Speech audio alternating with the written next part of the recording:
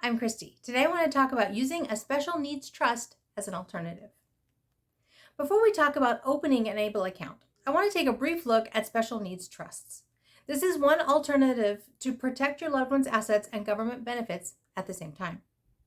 Now, let me pause here and make it clear that I do not know much about trusts. I'm learning about them now, and so I'm heavily relying on the websites, which I link to for my information. Please do your own research and make your own informed decision. I highly recommend discussing this with a lawyer who specializes in special needs issues. As a basic starting point, I found this great definition of what a trust is.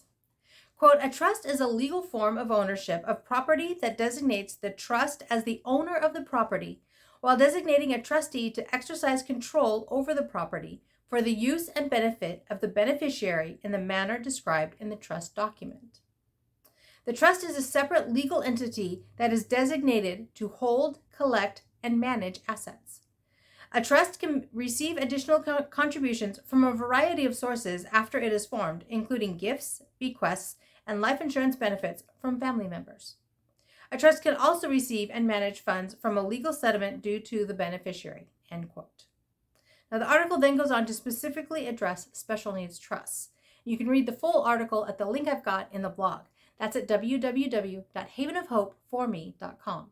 This originally posted in August of 2022. Special Needs Alliance defines a special needs trust this way. Quote, a special needs trust, or SNT, is a trust that will preserve the beneficiary's eligibility for needs-based government benefits such as Medicaid and Supplemental Security Income, or SSI. Because the beneficiary does not own the assets in the trust, he or she can remain eligible for benefit programs that have an asset limit, end quote. There's a link to that article over on the blog. Nolo.com explains it this way. Quote, a special needs trust is a trust that holds funds for your loved one, but does not impact your loved one's financial eligibility for governmental programs, end quote. Again, there's a link over on the blog.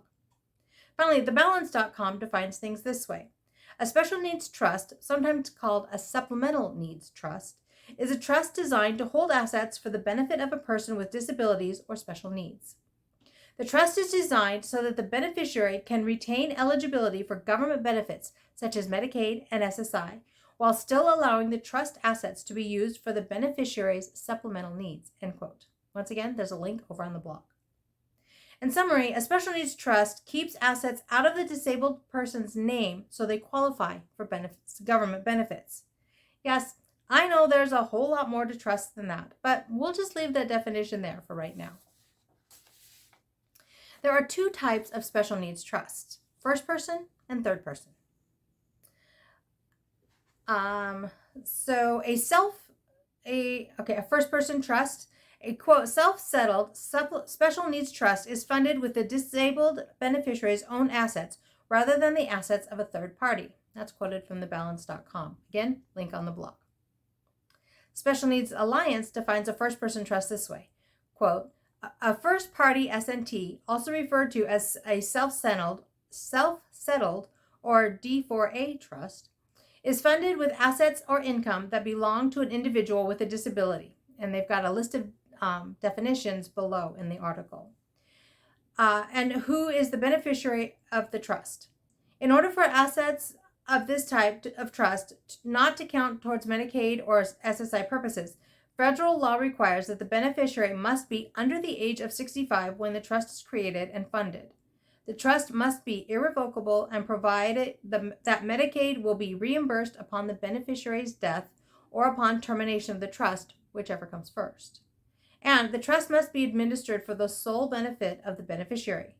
Typically, the funding comes from a personal injury settlement or inheritance the beneficiary receives directly, end quote. To summarize, a first party special needs trust, it puts the assets, income, everything else inside the trust in the beneficiary's name. While everything technically belongs to a trust, the beneficiary owns all assets through the trust. This does protect government benefits qualifications, but does not prevent Medicaid from recovering costs at the end of the trust. Looking at third-person trusts and turning again to Special Needs Alliance, they define a third-party trust this way. Quote, a third-party S&T, frequently referred to as a supplemental needs trust, is funded with assets belonging to a person other than the beneficiary. In fact, no funds belonging to the beneficiary may be used to fund the trust. Typical funding comes from gifts and inheritance from parents or grandparents and proceeds of life insurance policies. This trust has no provision to pay back Medicaid upon the trust's termination. Rather, the person creating the trust decides how the trust estate is distributed when the beneficiary dies, end quote. TheBalance.com defines a third-party trust as, quote, one that is created for the beneficiary by others. This trust is created by someone else, i.e. a third party, for the benefit of the child or disabled person, usually by a parent or grandparent or other close family members that care for the minors covered in the trust, end quote. Again, there's links to all of this over on the blog. In short, someone besides the beneficiary or disabled person funds the third-party trust. Parents or caregivers often fund them in preparation for their loved one's continuing care. Now, I appreciate this quote from rocketlawyer.com. And again, there's a link on the blog. Quote, the Special Needs Trust does not replace needs-based government benefits, but instead provides supplemental and extra care over and above that which the government provides, end quote. Special Needs Alliance has an article that goes into more detail about both kinds of special needs trusts as well as pooled trusts. Again, there's a link on the blog. A couple of the articles that I looked at state that you can create a third-party trust on your own. However, I highly recommend talking to a lawyer who specializes in this kind of documentation. There are so many nuances and specifics to each state. Expert consultation best protects your loved one for their lifetime. As a final reminder, this post is not the final word on special needs trusts. I know I'm barely scratching the surface of them, and I'm not an expert on the topic. This is absolutely another area where you need to do your own research. Talk to professionals and make the best informed decision for your family. What you choose to do will vary from others, as it should. But you can only make an informed decision by doing your own research and talking to professionals or experts in this field. So my question for you this week is this. Have you considered a trust for your loved one? Do you think it's a good option? I'd love to hear your thoughts. You can leave me a comment below, or you can leave me a comment over on the blog. That's at www.havenofhopeforme.com. This originally posted in August of 2022.